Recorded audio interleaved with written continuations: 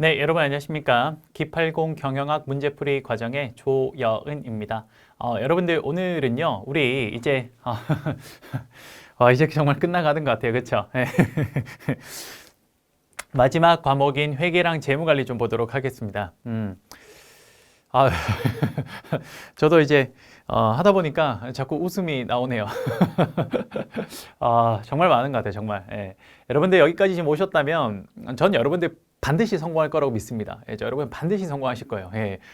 이게 강의라는 저도 이렇게 좀 많은 문제를 푸는 게 쉽지가 않은데 여러분들 정말 대단하다고 생각이 듭니다. 여기까지 오신 분들은 반드시 합격하실 겁니다. 네, 제가 길을 팍팍 밀어드리도록 하겠습니다. 자, 한번 진행해 봅시다. 자, 이제 회계 재무 할 건데요. 일단 전체적으로 공부 방법 한번 정리 좀 하죠. 우선 회계 파트부터 좀 하겠습니다. 재무 관리는 요 재무 관리 파트 들어가서 좀 하도록 하죠. 자, 여러분들 우리 회계는요. 기본적으로 여러분 꼭 아셔야 되는 게 회계의 가장 중요한 거는 우리 흔히 말하는 5대 재무제표죠. Financial Statement. 자, 이 5대 재무제표는 뭐가 있습니까? 첫 번째 뭐가 있어요? BS. 그렇죠. 재무상태표. 두 번째 손익계산서, 포괄손익계산서, 인컴 스테이트먼트. 그 다음 세 번째 뭐 있습니까? 그렇죠. 현금흐름표, 캐시플로우 스테이트먼트. 네 번째 자본변동표. 그렇죠. 마지막 다섯 번째 뭡니까? 주석, 노트. 자, 이 다섯 가지죠.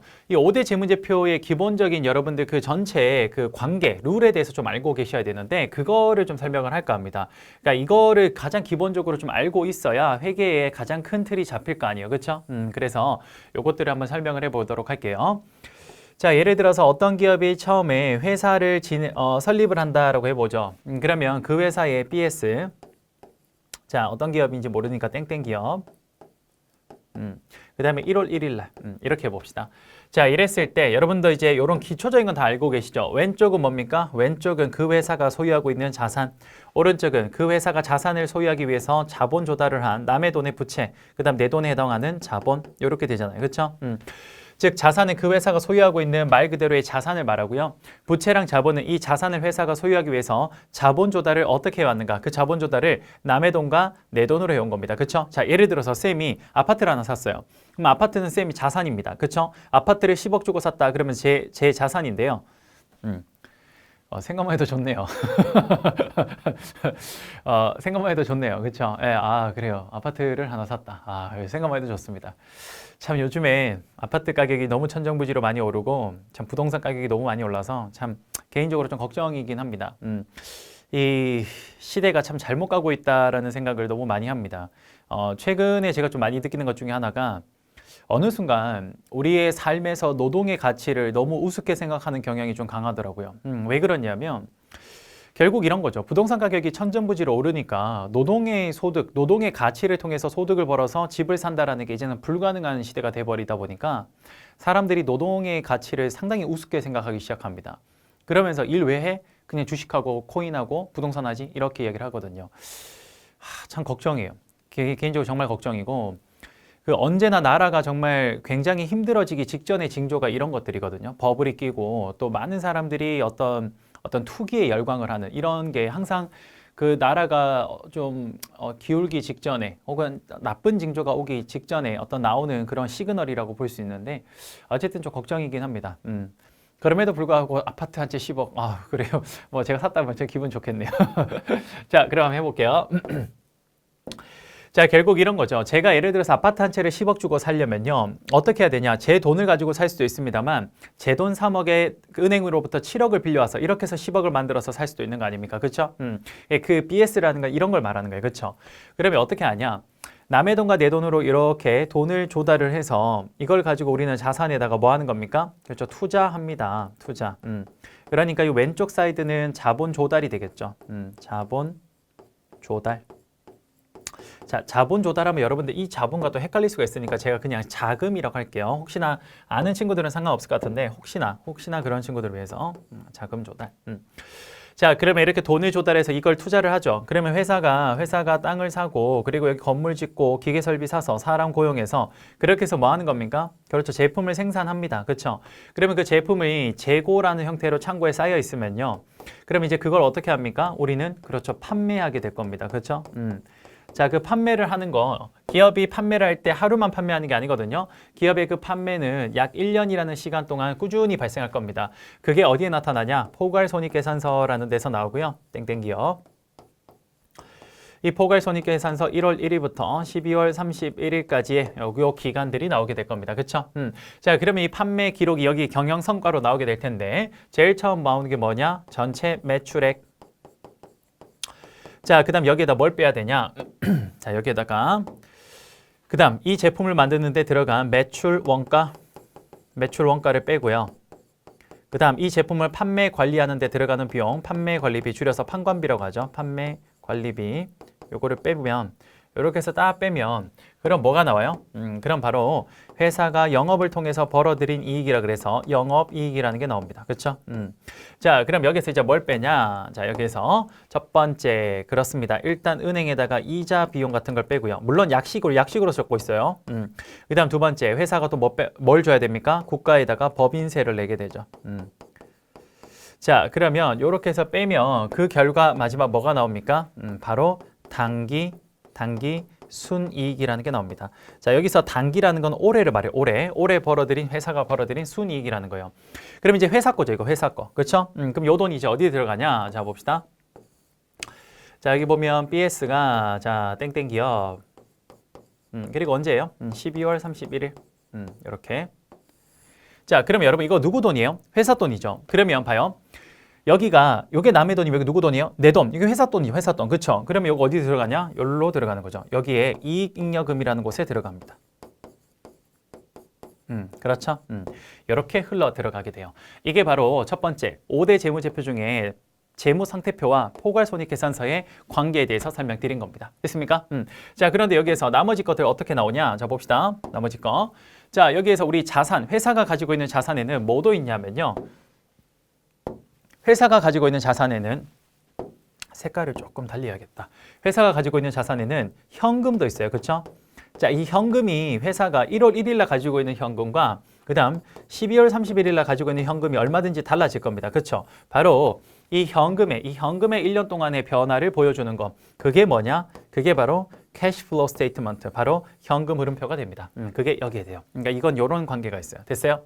그 다음 회사는 자, 주식회사는 누구 겁니까? 주주 거예요. 주주 거. 그렇죠? 그래서 그 회사의 주주들의 돈에 해당되는 자본, 이 자본이 1월 1일 날 자본과 12월 31일 날 자본이 역시 달라질 겁니다. 즉 주주의 돈이 얼마만큼 변화가 되었는가, 이것에 대해서 좀 더 상세하게 보여주는 표가 뭐냐?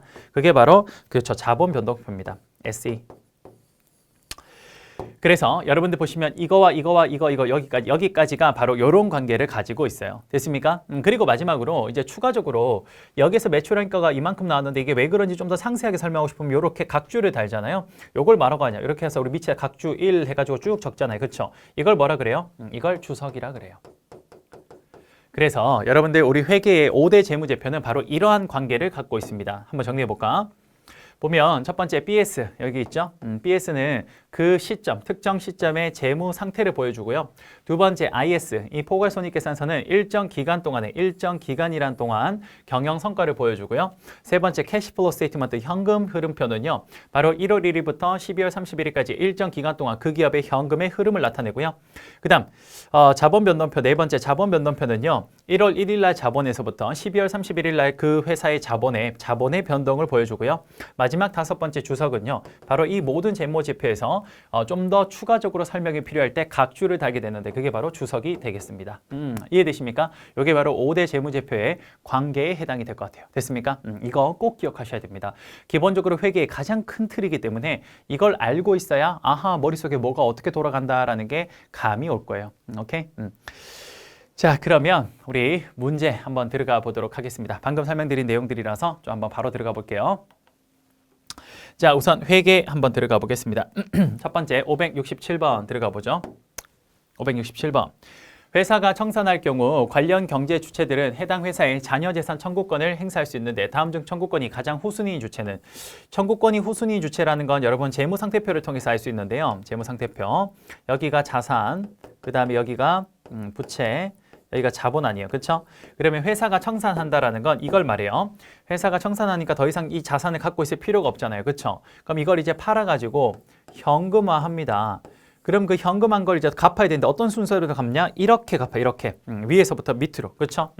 그러면 제일 먼저 은행이나 부채 관련된 거 여기 갚고요. 그 다음 여기 중간에 숨어서 안 보이는데 누가 있냐면요. 정부가 있어요. 여기도 갚아야 돼요. 그럼 가장 마지막이 누구예요? 그렇죠. 여기 자본에 해당되는 사람이 누굽니까? 바로 주주죠. 가장 후순위 주체는 누굽니까? 주주가 됩니다. 정답 1번. 오케이? 자, 568번. 다음 중 유동부채가 아닌 것은 여러분 유동부채, 비유동부채 이런 것들 기본적으로 알고 있어야 됩니다. 자, 한번 해볼까요? 유동부채는 뭡니까? 1년 이내에 갚아야 될 의무가 있는 부채. 그 다음에 비유동부채는요. 1년 이내에 갚지 않아도 되는 부채들을 말해요. 그러면 유동부채라는 건 기본적으로 1년 이내에 갚아야 되는 부채네요. 그게 아닌 거 물었습니다. 그렇죠? 자, 선수금 1년 이내에 갚아야 되고요. 외상매입금 1년 이내에 갚아야 됩니다. 지급보험 1년 이내에 갚아야 되고요. 단기, 말 그대로 단기라고 적혀있네요. 그렇죠? 짧게 빌려온 거라서 1년 이내에 갚아야 돼요. 하지만 퇴직급여 충당금은 1년 이내에 갚지 않아도 되는 뭡니까? 요거는 비유동부채가 됩니다. 이건 기본적으로 여러분 다 암기하고 있어야 돼요. 오케이? 이 종류들은 시험 문제 종류 구분으로 자주 나오기 때문에 기본적으로 다 암기해야 됩니다. 오케이? 됐죠? 자, 됐고요. 그래서 여러분들 거기 보면 필수 이론으로 마스터하기 보면 유동부채 종류 쫙 적혀 있죠. 그래요. 여기서부터 쭉 적혀 있는 거 기본적으로 암기를 하고 유동성 장기부채라는 거 뭐냐 이런 거예요. 내가 예를 들어서 부채를 빌렸는데 3년 동안 갚는 거라고 할게요. 그러면 일단 1년 이내에 안 갚아도 되니까 그건 뭐예요? 그죠? 비유동부채예요. 근데 1년이 지났어요. 이제 몇 년 안에 갚아야 돼요? 2년. 다시 1년이 지났어요. 이제 몇 년 안에 갚아야 돼요? 1년. 그러면 그 비유동부채가 어디로 올라오냐면 바로 이 유동부채 1로 올라옵니다. 이것도 하나 체크해 놓을게요. 오케이? 자, 그 다음에 569번 뭐 이런 거는 사실 그냥 약간 상식 같은 거죠. 상식적으로 하나 알아놓으면 좋을 것 같은데 회사의 적자가 크게 늘어나 기존 잉여금이 바닥나고 심지어 납입 자본금, 회사의 그 자본금까지 마이너스가 되는 거. 이게 뭡니까? 자본을 잠식한다라고 하죠. 그래서 자본 잠식이 되겠습니다. 정답 4번. 뭐 간단한 내용 하나 봤고요. 570번 한번 보죠. 570번. 다음은 한 기업의 분기 보고서 내용이다. 이를 바탕으로 해당 기업의 부채 비율과 자기 자본 이익률에 맞게 짝지어진 것은 자, 여러분들이 이건 뭡니까? 기본적으로 부채 비율과 자기 자본 이익률 ROE의 공식을 아는가? 이거 묻는 건데요. 한번 해봅시다.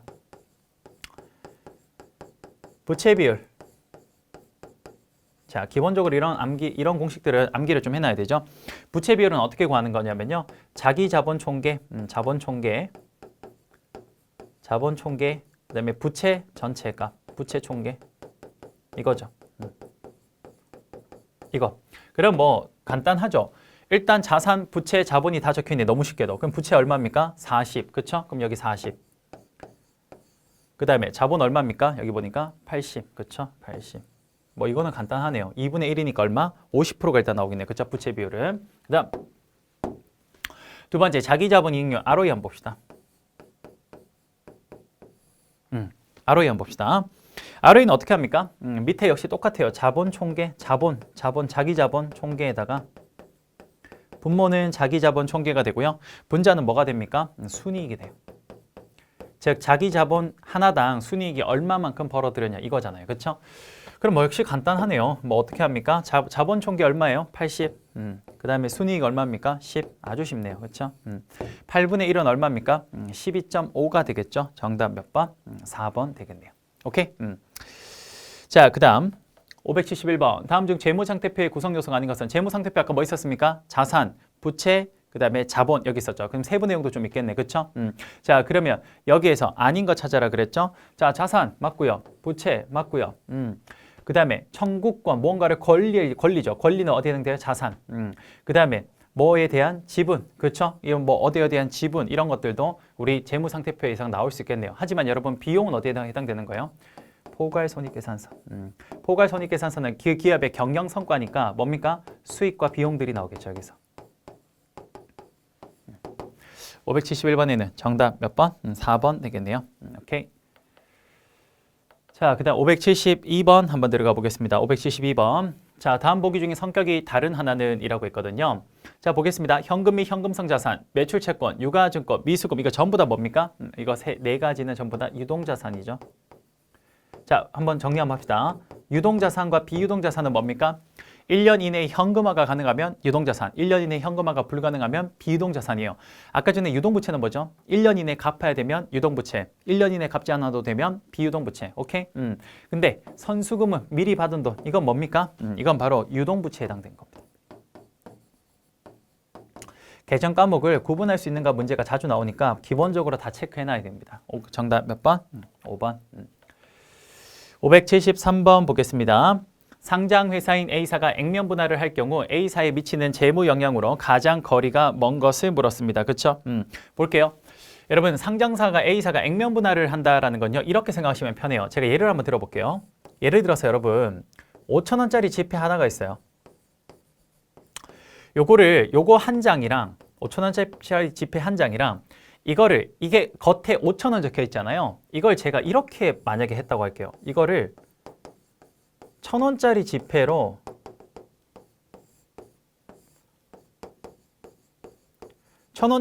몇 개? 5장. 자, 여러분, 이거랑 가치가 어때요? 같죠? 이거예요. 액면 분할은 이렇게 보시면 됩니다. 앞에 있는 액면 금액을 이렇게 잘게 낮은 단위로 쪼개는 거예요. 그 두 개가 액면 분할하기 전과 후에 가치는 어떻습니까? 똑같아야 돼요. 이해되십니까? 그래요. 그래서 그거에 대한 영향으로 가장 거리가 먼 거 물었거든요. 1번. 자, 자본금이 증가한다. 이게 바로 틀렸죠. 왜요? 하기 전에도 5,000원, 하고 난 후에도 1,000원짜리 5장이니까 얼마? 5,000원. 뭡니까? 그거의 두 개의 가치, 자본의 그 두 개의 가치는 어떻다? 똑같아야 됩니다. 정답 몇 번? 1번. 그럼 바르게 고치면 뭡니까? 자본금이 뭡니까? 변화 없다. 이렇게 되는 거네요. 그렇죠? 이번에 부채 비율은 변동이 없다. 당연하겠죠. 왜 그래요? 자본금이 동일하니까. 그렇죠? 자본금이 변동이 없으니까요. 그렇죠? 주당 순이익은 감소한다. 그렇죠? 왜 그래요? 한 주당 순이익인데 그 주식수가 어떻게 됩니까? 이렇게 되니까 더 늘어나죠. 순이익은 동일한데 주식수가 이렇게 되면, 자, 가치는 똑같으나 주식수가 어떻게 돼요? 5배로 늘어났죠. 그럼 주식수가 늘어나니까 한 주당 순이익은 떨어지겠죠. 맞죠? 발행 주식수 증가한다고 방금 한 거고요. 당연히 주식이 액면이 한 개 5,000원짜리보다 한 개 1,000원짜리면 어떻습니까? 거래가 쉽죠. 그러니까 거래량이 증가한다. 오케이. 정답은 1번 되겠네요. 됐습니까? 자, 됐고요. 그 다음에 574번 한번 들어가 보죠. 자, 574번 한번 봅시다.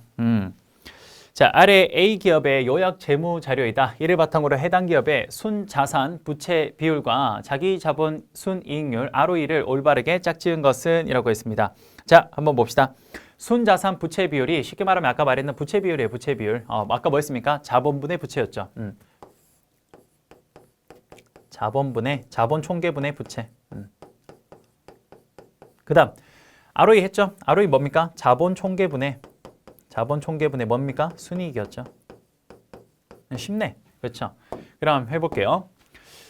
지금 아까 전에는 너무 친절하게 모든 게 다 나왔었는데 여기는 이제 자산, 부채, 자본이 없죠. 근데 너무 쉽게 할 수 있겠는데 뭡니까? 자산은 뭡니까? 재무상태표 등식에서 자산은 부채 플러스 자본. 그러면 여기에서 자산이 120이니까 부채가 40이면 자본이 얼마입니까? 오케이, 자본 80 바로 나오겠네요. 그렇죠? 그럼 여기 부채 40, 자본 80이니까 이거 얼마입니까? 50% 바로 나오겠네요.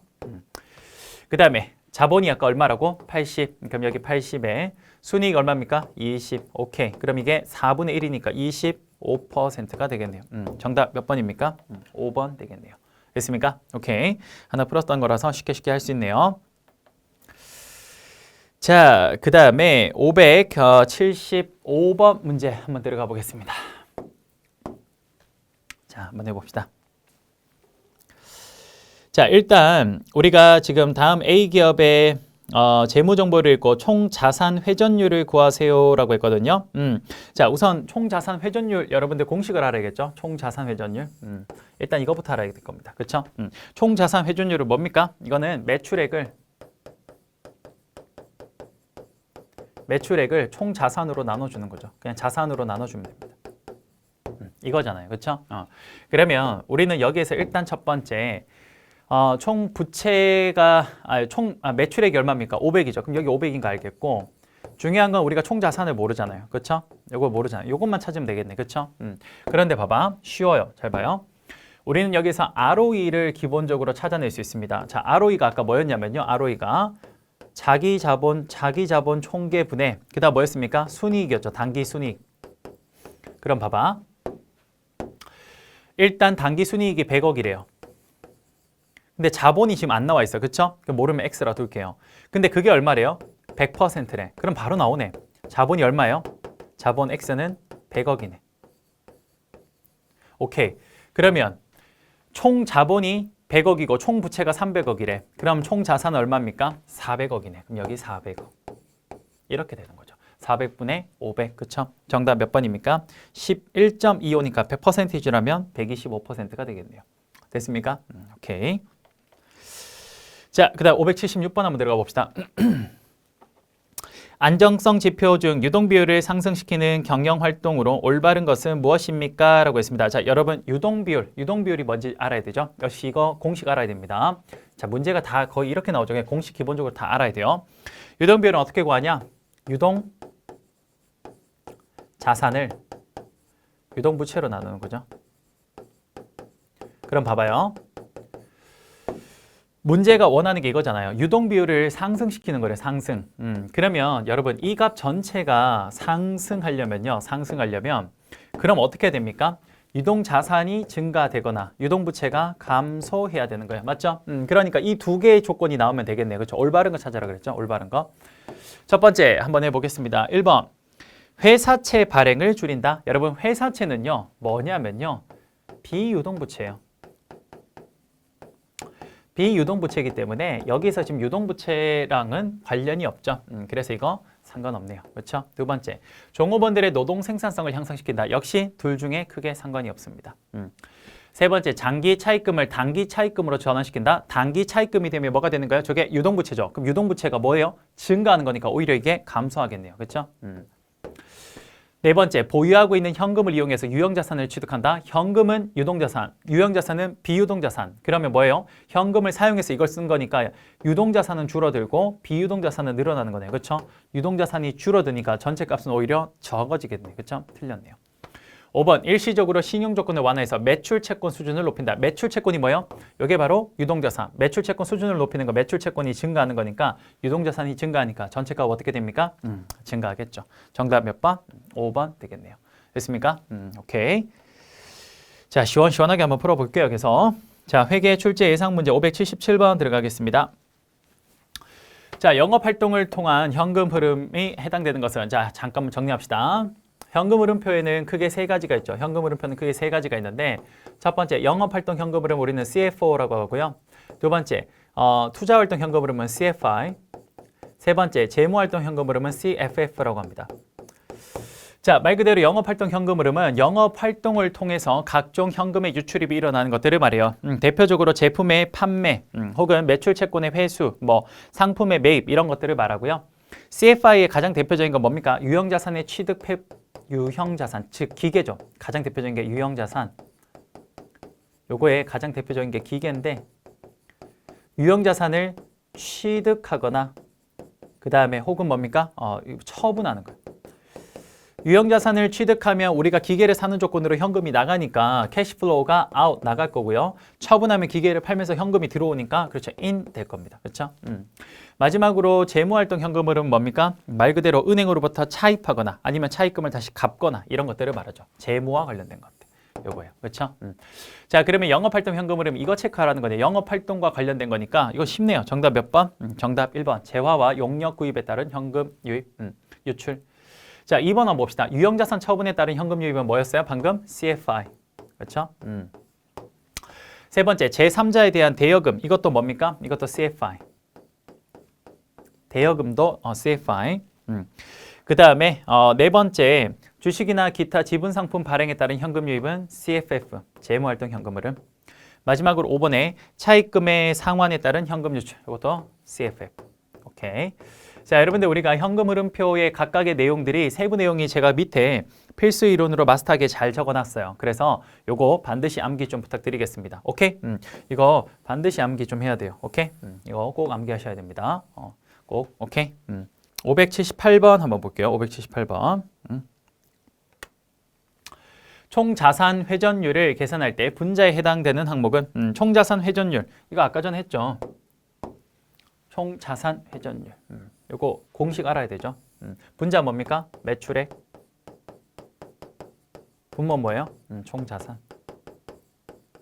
뭐 이건 간단하네요. 그렇죠?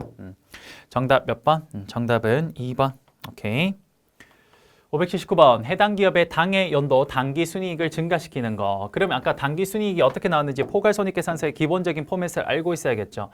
자, IS 한번 해봅시다. 제일 맨 위에 뭐예요? 매출액. 그다음 뭐예요? 매출 원가. 그다음 뭐예요? 판매 관리비, 판관비. 이렇게 하면 뭐가 나와요? 영업을 통해서 벌어들인 이익, 영업이익. 여기서 뭐 빼요? 이자 비용. 여기서 또 뭐 빼요? 법인세. 그럼 뭐가 나와요? 당기순이익. 이거잖아요. 그렇죠? 자, 그럼 여러분이 간단해요. 당기순이익을 증가시키려면 당연히 수익은 뭐예요? 수익은 올라야 돼요. 수익은 올라야 되고 반면 비용은 어떻게 돼야 됩니까? 비용은 다 줄어야겠죠. 그래야 수익이 오를 거 아니에요. 그래야 이 당기순이익이 오를 거 아니에요. 그렇죠? 그러니까 수익을 증가시키거나 비용을 낮추는 걸 찾으라는 거예요. 그렇죠? 자, 1번. 대기업에 대한 법인세 최고세율 인상. 그거는 뭐예요? 법인세를 높이는 거니까 틀렸네요. 2번. 주어진 투자에 대한 세액 공제율을 인상. 아, 이거 뭡니까? 회사가 투자를 하면 거기다가 세금을 뭡니까? 깎아주겠다는 거죠. 법인세를 낮추는 거니까 정답 몇 번? 정답은 2번이 되겠네요. 3번 제조업 근로시간 단축에 따라서 근로자를 추가로 채용을 하면 역시 뭡니까? 비용이 증가하겠죠. 이 근로자들의 임금과 관련된 건 판매 관리비 여기에 포함되니까 이걸 증가시키니까 역시 이익이 떨어질 거고요.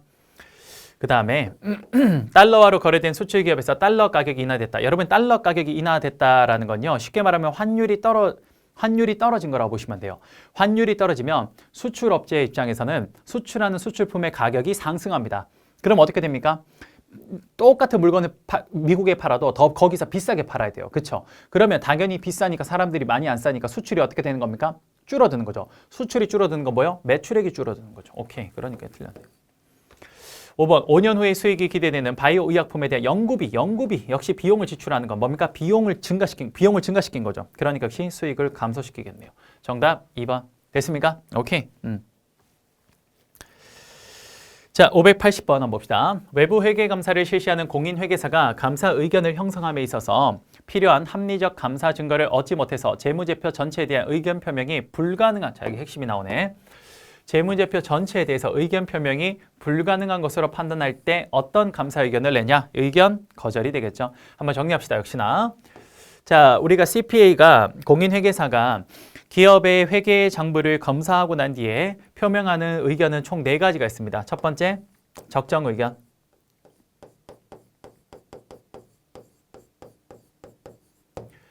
두 번째 뭡니까? 한정 의견. 세 번째, 부적정 의견.